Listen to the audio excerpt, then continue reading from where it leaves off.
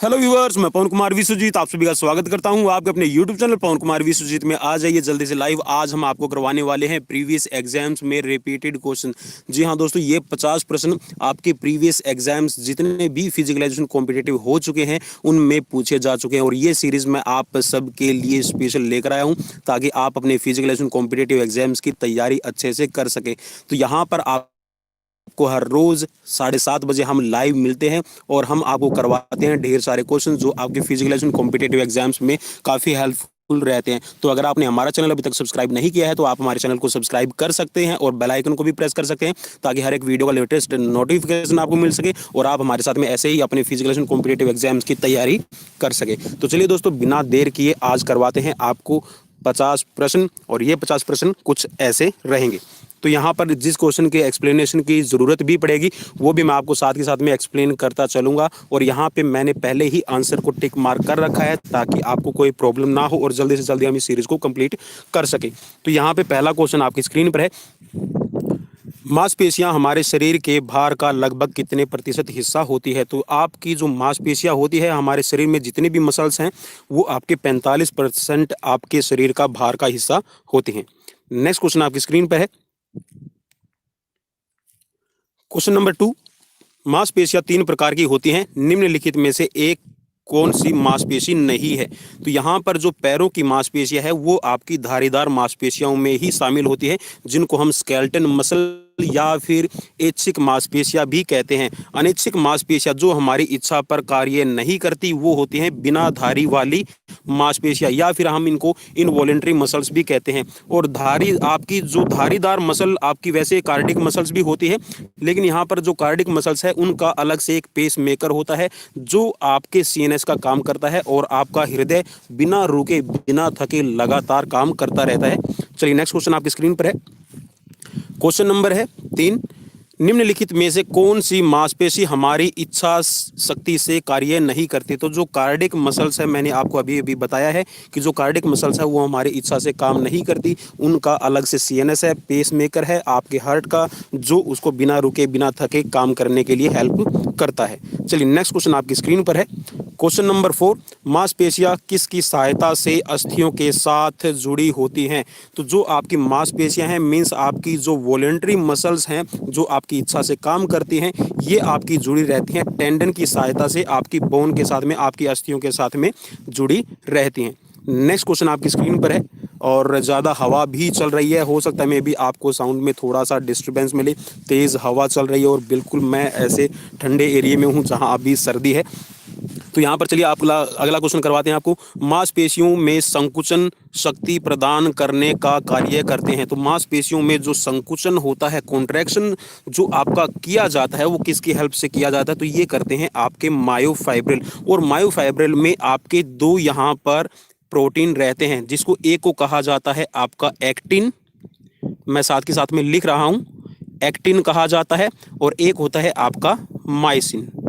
ठीक है, ये जब काम करते हैं, ये जब आपके एक्शन में आते हैं तो आपकी मसल्स कॉन्ट्रैक्ट करती है। और एक्टिन और माइसिन की जो फंक्शनिंग होती है वो होती है स्लाइडिंग फिलामेंट थ्योरी पे। तो आपसे कई बार क्वेश्चन ये भी पूछ लिया जाएगा कि जो मांसपेशियों की फंक्शनिंग है, जो मायोफाइब्रिल है, उनके अंदर जो फंक्शनिंग होती है वो किस सिद्धांत पर कार्य करती है? तो आप बता सकते हैं कि वो स्लाइडिंग फिलामेंट थ्योरी होती है। चलिए नेक्स्ट क्वेश्चन की तरफ लेकर चलता हूँ। नेक्स्ट क्वेश्चन आपकी स्क्रीन पर है। रक्त संस्थान की रक्तवाहक नलियां निम्नलिखित एक नहीं है। तो यहाँ पर आपका फेफड़ा, जी हाँ लंग्स, जो आपके लंग्स है वो आपके श्वसन, जी हाँ श्वसन तंत्र का भाग है, और श्वसन तंत्र का मुख्य भाग है आपका लंग्स। ठीक है, यहाँ पे जो आर्टरीज होती हैं इनके अंदर ऑक्सीजनेटेड ब्लड रहता है, मीन्स इसके अंदर शुद्ध रक्त रहता है। आपकी कैपिलरीज, कैपिलरीज के अंदर आपकी गैसेज का एक्सचेंज होता है, वहाँ पर आपका जो धमनियाँ है वहाँ पर लेकर जाती है O2, और यहाँ पर आपकी CO2 का एक्सचेंज होता है आपकी O2 के साथ में। ठीक है, और जो शिराएं हैं वो आपका डीऑक्सीजनेटेड ब्लड, मींस आपका जो दूषित खून है, अशुद्ध रक्त है जिसके अंदर कार्बन डाइऑक्साइड की मात्रा ज़्यादा होती है, तो इसको वापस हार्ट में छोड़ देती है। चलिए नेक्स्ट क्वेश्चन यहाँ पर मैं लेकर आ गया हूँ। नेक्स्ट क्वेश्चन है, अशुद्ध रक्त को हृदय तक पहुँचाने का कार्य कौन करती है? तो यहाँ पर अशुद्ध रक्त मीन्स आपका जो डीऑक्सीजनेटेड ब्लड है उसको हार्ट तक कौन पहुंचाने का काम करता है, तो ये आपकी करती हैं शिराएं, ठीक है, वेन्स इनको कहा जाता है। चलिए नेक्स्ट क्वेश्चन आपकी स्क्रीन पर है, निम्नलिखित में कौन एक शरीर को जीवाणुनाशक शक्ति प्रदान करता है। जीवाणुनाशक मीन्स आपकी रोग प्रतिरोधक क्षमता किस पर निर्भर करती है, तो ये आपकी श्वेत रक्त कणिकाओं पे, ठीक है, मीन्स आपका WBC, ठीक है, WBC पे आपका डिपेंड करती है, व्हाइट ब्लड सेल्स। जो आपकी लाल रक्त कणिकाएं हैं मीन्स आपकी जो आप ये कह सकते हैं कि जो रेड ब्लड सेल्स हैं, ये रेड ब्लड सेल्स आपकी ऑक्सीजन को कैरी करती है और ऑक्सीजन के ट्रांसपोर्टेशन का काम करते हैं। प्लेटलेट्स देखिए वैसे तो आपका खून का थक्का जमाने में और वैसे बहुत सारे काम करता है आपका प्लेटलेट्स, ठीक है, आपकी ब्लड की फॉर्मेशन को भी सही रखता है। और प्लाज्मा आपकी प्लेटलेट्स, WBC, आपकी लाल रक्त कणिकाएं और जितने भी न्यूट्रिशंस हैं उनको ट्रांसपोर्टेशन में उनकी हेल्प करता है। नेक्स्ट क्वेश्चन आपकी स्क्रीन पर आ गया है, क्वेश्चन नंबर है 9, रक्त को जमाने में कौन सहायक है, तो रक्त को जमाने में आपका थ्रोम्बोसाइट सहायक है जिसको कहा जाता है प्लेटलेट्स, ठीक है, इसको प्लेटलेट्स कहा जाता है। और थ्रोम्बोसाइट्स विटामिन K की हेल्प से आपका खून का थक्का जमाने में या फिर आपकी ब्लड की क्लॉटिंग में आपकी हेल्प करता है। चलिए नेक्स्ट क्वेश्चन आपकी स्क्रीन पर आ गया है, क्वेश्चन नंबर 10, निम्नलिखित में से कौन एक कणिकाएं शरीर में ऑक्सीजन को ले जाने का कार्य करती हैं।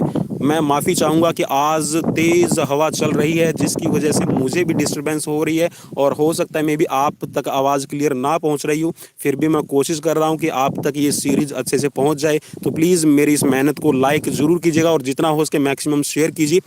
चलिए यहाँ पर नेक्स्ट क्वेश्चन है, निम्नलिखित में से कौन एक कणिकाएं शरीर में ऑक्सीजन ले जाने का काम करती है, तो ऑक्सीजन ले जाने का काम करती है आपकी रेड ब्लड सेल्स। और रेड ब्लड सेल्स में होता है हीमोग्लोबिन, ठीक है, हीमोग्लोबिन ऑक्सीजन को कैरी करता है।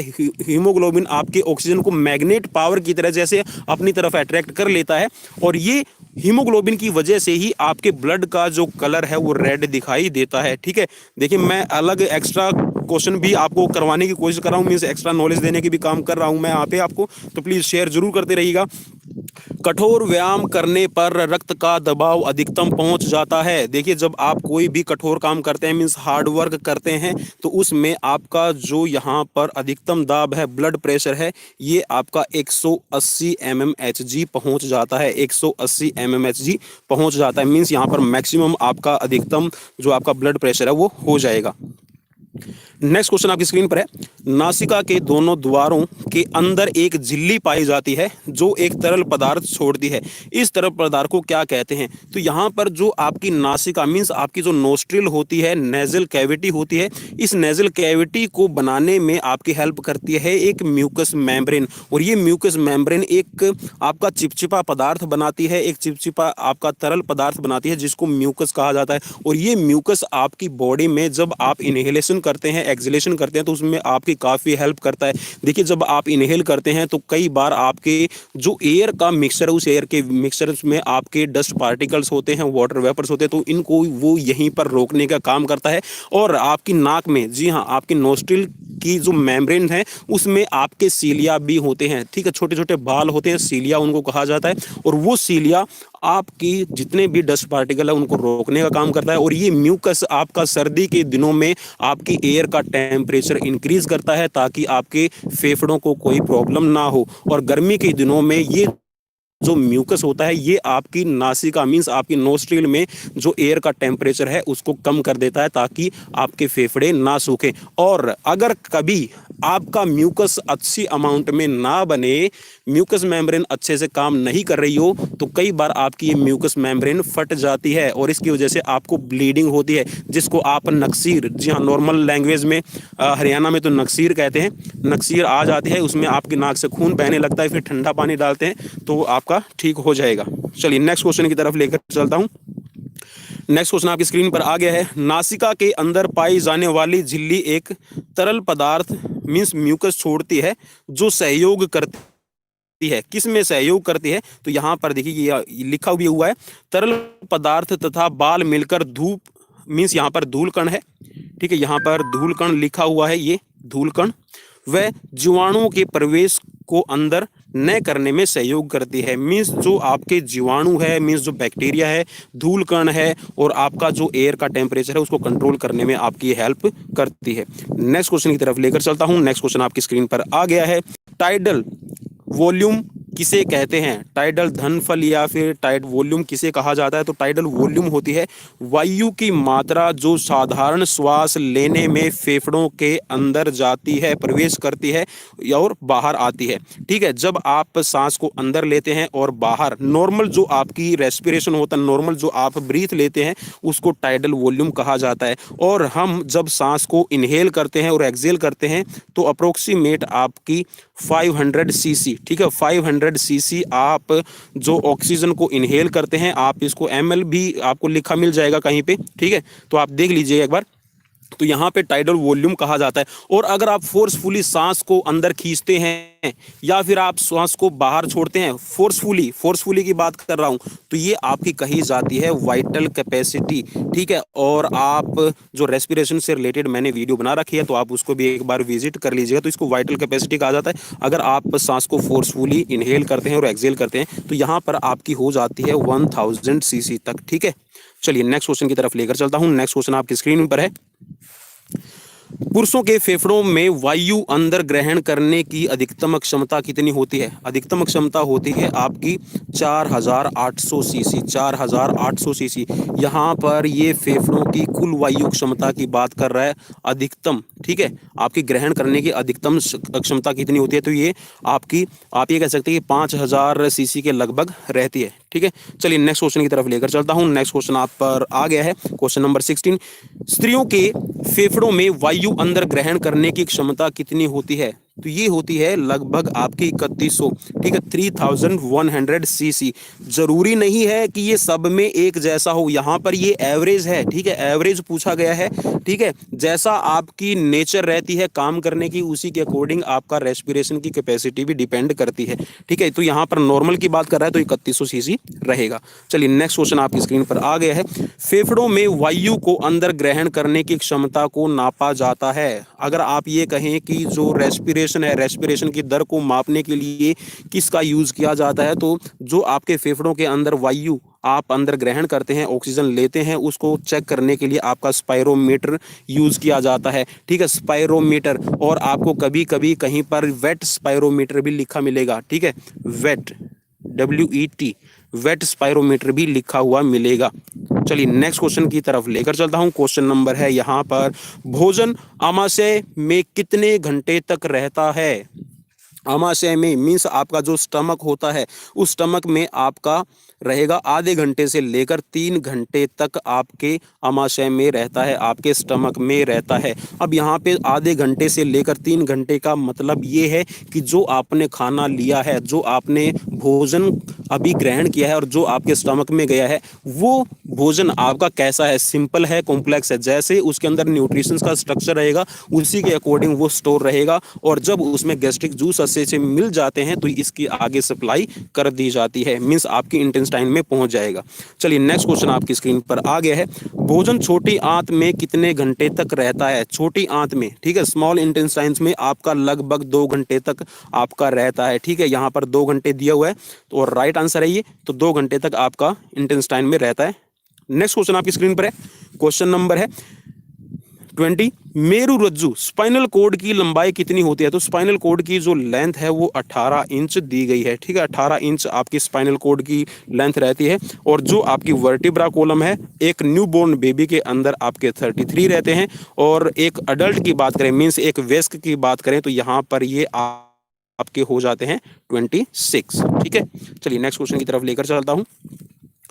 वाइलुक्विन, वाइलुक्विन वहां पाए जाते हैं, कहाँ पाए जाते हैं? तो ये आपके पित्त रस में। ठीक है, आपका जो बाइल जूस बनता है, और बाइल जूस भी आपसे पूछ लिया जाएगा कि बाइल जूस कहाँ बनता है, तो बाइल जूस आपका लीवर सेक्रेट करता है, आपका लीवर बनाता है। और लीवर सबसे बड़ी ग्लैंड्स है आपके शरीर में, और इसका वजन लगभग 1.5 किलोग्राम के करीब रहता है, 1.5 किलोग्राम के करीब इसका वजन रहता है। और लीवर ही अपना एक ऐसा ऑर्गन है, आप ये कह सकते हैं एक ऐसी ग्लैंड्स है, अगर आप इसको 80% डोनेट भी कर देते हैं, 80% डोनेट भी कर देते हैं। तो ये 20% अगर आपकी बॉडी में है तो ये अपने आप को 2.5 से 3 महीने में वापस बना लेगा। ठीक है, ये अपना वापस से निर्माण कर सकता है, स्ट्रक्चर अपना दोबारा से तैयार कर सकता है। और लीवर के अंदर जो आपके सेल्स होते हैं वो हैप्टिक सेल कहे जाते हैं, और हैप्टिक सेल की नाम से ही इसका जो जितने भी आपके हेपेटाइटिस और लीवर डिजीज होती हैं, जैसे आपका hepatitis A B C D,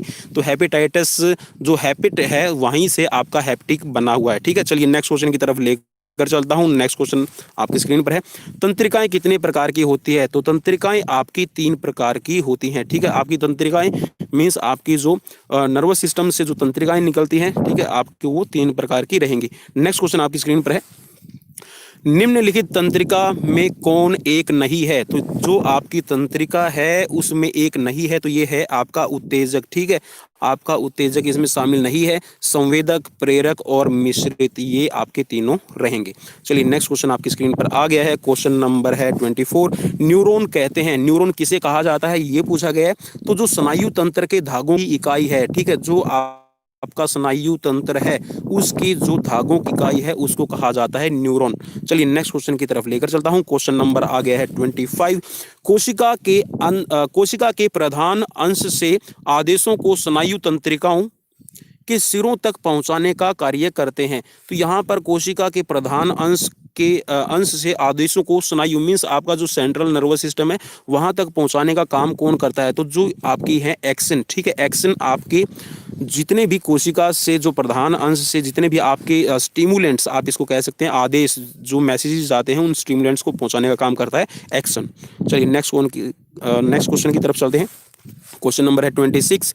निम्नलिखित में कौन एक ग्रंथि जननेंद्रिय के विकसित में सहायक है? मीन्स उसके ग्रंथि जो आपकी जननेंद्रियां हैं उनकी विकास में सहायक होती हैं, कौन सी है? तो यह है आपकी थाइमस ग्रंथि। ठीक है, थाइमस आपकी ग्रंथि होती है जो आपकी सहायता करती है। नेक्स्ट क्वेश्चन आपकी स्क्रीन पर आ गया है, क्वेश्चन नंबर है 27। निम्नलिखित किस ग्रंथि से निकलने वाले हार्मोन की कमी के कारण शरीर बौना हो जाता है? बौना रह जाएगा, हाइट छोटी हो जाएगी। अगर हार्मोन का सेक्रेशन अच्छे से नहीं हो रहा है तो ये है आपका पिट्यूटरी ग्लैंड। ठीक है, पीयूष ग्रंथि, ठीक है, मास्टर ग्लैंड भी इसको कहा जाता है। तो ये पिट्यूटरी ग्लैंड ही आपके एक हार्मोन का सेक्रेशन करती है जिसको कहा जाता है HGH। ठीक है, मैंने पहले भी कई वीडियो में बताया हुआ। तो HGH हार्मोन का सेक्रेशन करती है। जो अगर आपका हार्मोन अच्छे से सेक्रेट नहीं हो रहा है, ह्यूमन ग्रोथ हार्मोन, तो आपकी हाइट छोटी रह जाएगी। और अगर ये अब नॉर्मल कंडीशन में ज्यादा बन रहा है तो आपकी हाइट भी ज्यादा बढ़ जाएगी। ठीक है, आप इसको खली का एग्जाम्पल ले सकते हैं। ठीक है, दिलीप सिंह राणा उसका पर्टिकुलर नाम है। तो यहाँ पर जो आपके ह्यूमन ग्रोथ हार्मोन है उसका सेक्रेशन अच्छे से आपकी पिट्यूटरी ग्लैंड ही करती है। चलिए नेक्स्ट क्वेश्चन की तरफ बढ़ते हैं। नेक्स्ट क्वेश्चन आपकी स्क्रीन पर आ गया है, निम्नलिखित किस ग्रंथि से निकलने वाले हार्मोन की मात्रा बढ़ जाने के कारण शरीर का भार कम हो जाता है? तो ये है आपकी थायराइड ग्लैंड्स। ठीक है, थायराइड ग्लैंड्स, आपको थायराइड, आपने सुना भी होगा कि थायराइड बन गया है, थायराइड बन गया है। तो थायराइड की कमी से या तो अगर अच्छे से सेक्रेशन नहीं हो रहा है, ठीक है, और अगर ये आपका ज़्यादा बढ़ जाए, ठीक है, बढ़ने के कारण इसमें क्या होगा कि आपका जो शरीर का वेट है, आपके जो शरीर का भार है वो कम होना शुरू हो जाएगा। और अगर ये कम हो जाए तो आपका जो शरीर है उसमें मोटापा बनना शुरू हो जाएगा। ठीक है, तो आपकी जो थायराइड ग्लैंड्स है ये आपके हार्मोन का सेक्रेशन करती है और ये हार्मोन्स आपके शरीर का जो वेट है, भार है, उसका संतुलन बना के रखता है। चलिए नेक्स्ट क्वेश्चन आपकी स्क्रीन पर आ गया है, निम्नलिखित किस ग्रंथि से निकलने वाले हार्मोन की मात्रा घट जाने के कारण शरीर का भार बढ़ जाता है? तो ये भी आपकी थायराइड ग्लैंड है। ठीक है, मैंने पहले भी बता दिया इसको, थायराइड ग्लैंड जिसको कहा जाता है। चलिए नेक्स्ट क्वेश्चन आपकी स्क्रीन पर है, क्वेश्चन नंबर है 30। शरीर में आयोडीन की कमी के कारण किस ग्रंथि के कार्य करने में बाधा पड़ती है? आयोडीन की कमी के कारण कौन सी ग्रंथि अच्छे से काम नहीं कर? तो ये है आपकी थायराइड ग्लैंड। ठीक है, थायराइड ग्लैंड्स। और थायराइड में प्रॉब्लम होने से आपने गाइटर रोग सुना होगा, जिसको हम हिंदी में घेंगा भी कह देते हैं। ठीक है, घेंगा रोग इसको कहा जाता है। ठीक है, तो ये थायराइड में आपका जो आयोडीन की कमी आपकी जो ग्रंथि है, जो आपकी थायराइड ग्लैंड से अच्छे से काम नहीं करती। स्क्रीन पर आ गया है, इंसुलिन किस ग्रंथि से निकलता है? तो इंसुलिन जो आपका बनता है ये आपका बनाती है अग्नाशय, पेनक्रियाज। ठीक है, पेनक्रियाज आपका इंसुलिन का सेक्रेशन करने में आपकी हेल्प करती है और इंसुलिन आपकी बॉडी में शुगर को कंट्रोल करता है। चलिए नेक्स्ट क्वेश्चन आपकी स्क्रीन पर आ गया है, मूर्छा मीन्स थकान, मूर्छा थकान में एथलीट अनुभव करता है। मूर्छा थकान में एथलीट क्या अनुभव करेगा? उसको धुंधला धुंधला दिखाई देना शुरू हो जाएगा, मस्तिष्क में चुभती हुई पीड़ा मीन्स सरदर्द हो जाएगा और त्वचा का रंग है वो पीला पड़ जाएगा। ये सभी ऑप्शन राइट रहेंगे। चलिए नेक्स्ट क्वेश्चन की तरफ लेकर चलता हूं। नेक्स्ट क्वेश्चन आपकी स्क्रीन पर आ गया है, मूर्छा थकान का कारण होता है। थकान का कारण क्या है? ये है आपके ब्लड में शर्करा की कमी, मीन्स आपके ब्लड में जो शुगर की कमी है, ब्लड का जो शुगर है वो डाउन आ जाना, उसकी वजह से आपको थकान, मूर्छा आप इसको कह सकते हैं, ये हो जाएगी। चलिए नेक्स्ट क्वेश्चन आपकी स्क्रीन पर आ गया है, क्वेश्चन नंबर है 34, इंटरनेशनल बैडमिंटन फेडरेशन की स्थापना कब हुई? इंटरनेशनल बैडमिंटन फेडरेशन की स्थापना 1934 ईस्वी में की गई है। चलिए नेक्स्ट क्वेश्चन आपकी स्क्रीन पर आ गया है, क्वेश्चन नंबर है 35, बैडमिंटन खेल की शुरुआत भारत में किस शहर से हुई? तो बैडमिंटन की जो शुरुआत है भारत में पूना शहर से हुई है। ठीक है, चलिए नेक्स्ट क्वेश्चन आपकी स्क्रीन पर है और बैडमिंटन से रिलेटेड भी हमारे चैनल पर आपको वीडियो मिल जाएगी, तो आप वहां पर भी उसको विजिट कर लीजिए। पूरे ग्राउंड की मार्किंग, रैकेट का वेट कितना है, रैकेट की लेंथ और जो आपकी शटल है, शटल नेट, सब कुछ मैंने उसमें बता रखा, आप एक बार चेक कर लीजिएगा। 36 नंबर क्वेश्चन है, थॉमस कप किस खेल से संबंधित है? तो थॉमस कप है ये आपका बैडमिंटन से रिलेट करता है, बैडमिंटन से संबंधित है आपका थॉमस कप। नेक्स्ट क्वेश्चन है, थॉमस कप प्रतियोगिताएं किस वर्ष शुरू हुई? थॉमस कप का आप ये कह सकते हैं कब शुरुआत हुई है? तो ये 1948 में इसकी शुरुआत हुई है। चलिए नेक्स्ट क्वेश्चन आपकी स्क्रीन पर आ गया है, क्वेश्चन नंबर है, उबेर कप किस खेल से संबंधित है? तो जो उबेर कप है ये भी आपका बैडमिंटन से संबंधित है। चलिए एक और थोड़ा सा मैं यहाँ पे डाउट आपको क्लियर कर दूं। आप ये पूछेंगी जो उबेर कप है ये महिलाओं के लिए होता है, उबेर कप, ठीक है, महिलाओं की जो प्रतियोगिता होती है बैडमिंटन की इसमें होता है, और जो थॉमस कप है ये पुरुषों के लिए होता है। चलिए नेक्स्ट क्वेश्चन की तरफ बढ़ता हूँ, क्वेश्चन नंबर आ गया है 39, महिलाओं के लिए उबेर कप प्रतियोगिताओं की शुरुआत किस वर्ष से आरंभ हुई? तो ये आपका 1956 में आपका उबेर कप महिलाओं के लिए शुरू किया गया, Uber cup championship. Next question आपकी स्क्रीन पर आ गया है, क्वेश्चन नंबर है 40, भारत में बैडमिंटन एसोसिएशन ऑफ इंडिया की स्थापना कब की गई? बैडमिंटन एसोसिएशन ऑफ इंडिया, ठीक है, याद कर लीजिएगा। तो इसकी स्थापना है इंडिया में हुई है 1934, ठीक है, 1934 में ही आपकी स्थापना की गई है। चलिए नेक्स्ट क्वेश्चन की तरफ बढ़ते हैं, क्वेश्चन नंबर आ गया है 41, भारत में बैडमिंटन एसोसिएशन ऑफ इंडिया ने पहली अखिल भारतीय प्रतियोगिताएं किस शहर में कराई थी? तो जो पहली अखिल भारतीय प्रतियोगिता हुई थी बैडमिंटन की, ये एसोसिएशन ने करवाई है कोलकाता में, ठीक है, कोलकाता। नेक्स्ट क्वेश्चन है क्वेश्चन नंबर 42, बैडमिंटन हॉल की छत की ऊंचाई कम से कम कितनी होनी चाहिए? ठीक है, मिनिमम जो हाइट है आपके बैडमिंटन हॉल में अगर आप मैच करवाना चाहते हैं तो 8 मीटर मिनिमम है ये, ठीक है, इससे ऊपर आप जितना भी आपके पास में अवेलेबिलिटी है, ठीक है, तो आप इसको कर सकते हैं। नेक्स्ट क्वेश्चन आपकी स्क्रीन पर है, क्वेश्चन नंबर है 43, बैडमिंटन के जाल की चौड़ाई कितनी होनी चाहिए? तो जो बैडमिंटन में जाल होता है, नेट होता है, उसकी चौड़ाई की बात करें तो ये है आपकी 760 मीन्स यहाँ पर ये आपका बनेगा 76 सेंटीमीटर, ठीक है, 76 सेंटीमीटर आपके नेट का जो जाल होता है उसकी चौड़ाई होनी जरूरी है। नेक्स्ट क्वेश्चन है 44, बैडमिंटन के शटल में पंख कितने होने चाहिए? तो बैडमिंटन के अंदर जो आपकी शटल होती है, उस शटल को, जिसको हम चिड़ी भी कह देते हैं, ठीक है, लोकल लैंग्वेज में, तो ये जो आपकी चिड़ी होती है मीन्स आपकी जो शटल होती है उसमें आपके 16 फीदर होते हैं, आपके 16 पंख रहेंगे, और ये पंख जो आपकी बतख होती है उस बतख के इस्तेमाल किए जाते हैं। चलिए नेक्स्ट क्वेश्चन आपकी स्क्रीन पर आ गया है, क्वेश्चन नंबर है 45, बैडमिंटन के रैकेट की लंबाई अधिकतम होनी चाहिए? बैडमिंटन का जो रैकेट है उसकी लंबाई अधिकतम कितनी होनी चाहिए?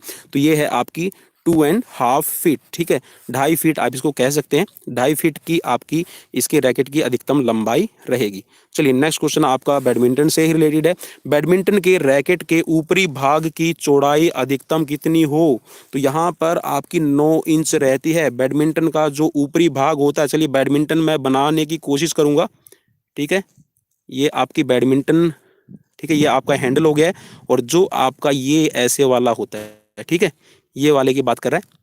तो जो बैडमिंटन का आपका ये वाला भाग है जिसके साथ में आप शटल को हिट करते हैं, तो ये वाला जो भाग है ये आपका 9 इंच की चौड़ाई का हो सकता है। चलिए नेक्स्ट क्वेश्चन आप, बैडमिंटन में पुरुषों के सभी एकल तथा युगल खेलों में एक गेम में कितने अंक होते हैं? तो यहाँ पर है 15 अंकों का आपका सेट खेला जाता है, ठीक है, एकल और युगल, ठीक है। एकल और युगल के अंदर जो आपका गेम होता है उसमें अंकों का निर्धारण है वो 15 किया जाता है, ठीक है। अब मैंने जैसे पिछले क्वेश्चन में बोला कि 9 इंच हो सकता है, तो कुछ मुझे कमेंट करने लगेंगे कि सर कंफर्म बताइए, हमें पजल मत कीजिए। देखिए बोलने का लहजा कुछ इस तरह बन जाता है कभी कभार कि फ्लो में बोला जाता है, तो इसके लिए मैं माफ़ी चाहूँगा। नेक्स्ट क्वेश्चन आपकी स्क्रीन पर है, क्वेश्चन नंबर है 48, बैडमिंटन में महिलाओं के एकल खेलों में एक गेम कितने अंकों का होता है? महिलाओं का जो एकल, ठीक है, एकल गेम की बात कर रहा है, ठीक है, उसमें एक गेम के अंदर आपके 11 पॉइंट होते हैं। चलिए नेक्स्ट क्वेश्चन की तरफ बढ़ते हैं, क्वेश्चन नंबर है 49, बैडमिंटन के एकल खेलों में 10 अंक बराबर होने पर स्कोर कितने अंकों तक निश्चित किया जा सकता है? तो ये आपका 13 पॉइंट्स तक निश्चित किया जा सकता है अगर 10 अंकों पर बराबरी हो जाए तब। नेक्स्ट क्वेश्चन आपकी स्क्रीन पर है और ये आज की सीरीज का लास्ट क्वेश्चन और ये क्वेश्चन नंबर है 50, बैडमिंटन के पुरुषों के खेलों में 14 अंक बराबरी होने पर स्कोर कितने अंकों तक निश्चित किया जा सकता है? मतलब कितने स्कोर और आगे बढ़ जाएगा?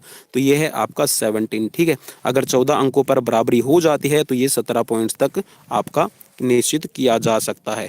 तो दोस्तों ये थे आज के क्वेश्चंस, आपको कैसे लगे प्लीज़ मुझे कमेंट बॉक्स में कमेंट करके ज़रूर बताइएगा, और आपकी हमारे से एक्सपेक्टेशंस क्या है इसके बारे में भी मुझे ज़रूर बताइएगा। और हम फिर कल नई सीरीज लेके आएंगे ठीक 7:30 बजे आप सभी की फिजिकल कॉम्पिटेटिव एग्जाम्स की प्रिपरेशन के लिए। तब तक मुझे दीजिए इजाज़त, नमस्कार, bye bye, take care, stay safe, stay home.